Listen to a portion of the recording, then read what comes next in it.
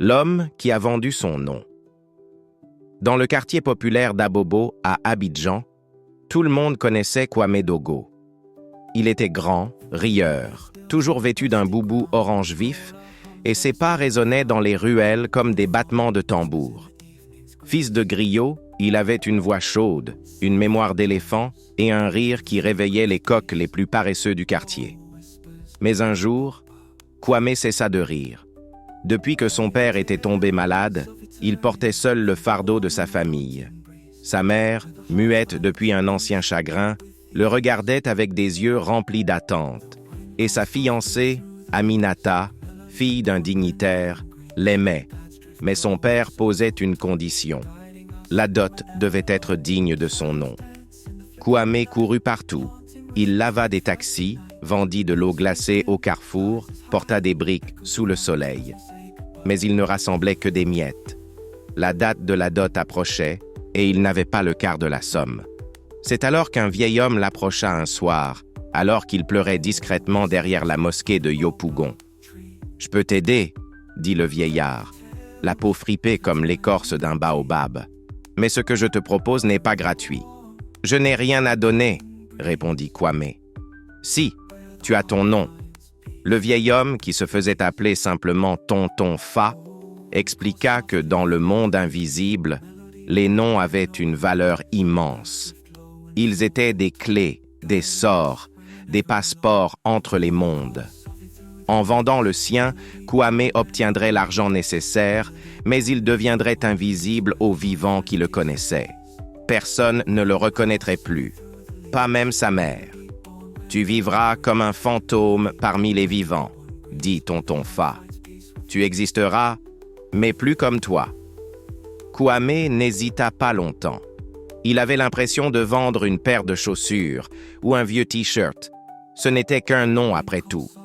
Il signa avec du charbon sur une feuille de bananier que Tonton Fa fit disparaître dans une marmite d'argile.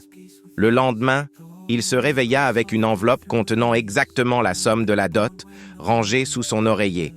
Il courut chez Aminata, l'air victorieux. « Aminata, je suis prêt à t'épouser. » Mais elle le regarda sans émotion.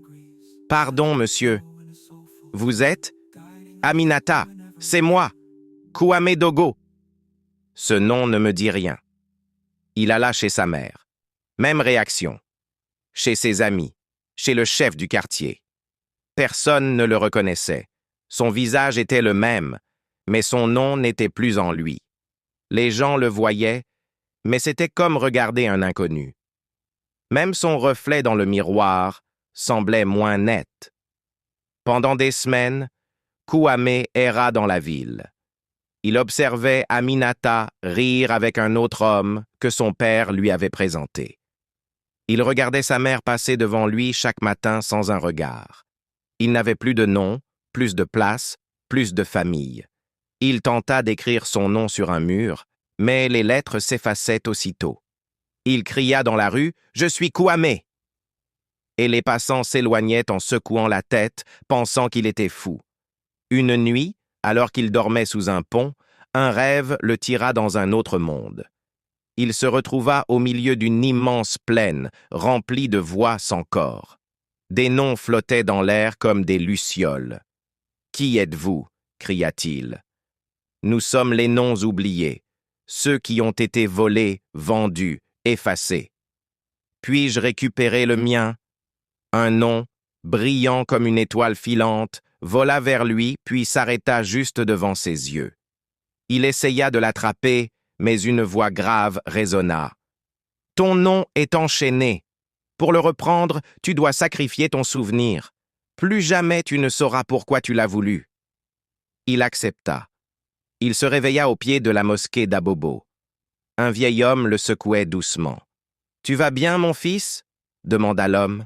« Je ne sais pas qui je suis, » murmura Kwame. Mais les passants le regardaient à nouveau. Sa mère le reconnut. Aminata courut vers lui. Son nom était revenu, mais avec lui, le trou de sa mémoire. Il ne se souvenait ni de la dot, ni du marché avec Tonton Fa, ni de sa douleur. Il ne savait plus pourquoi il avait été perdu, seulement qu'il l'avait été. Des années plus tard, Kwame Dogo devint un griot célèbre. Il racontait les histoires des autres avec passion. Mais quand on lui demandait « Et toi, quelle est ton histoire ?» il souriait tristement et répondait « Moi, je suis juste l'homme qui a perdu un nom. Abonne-toi si tu as aimé la vidéo. »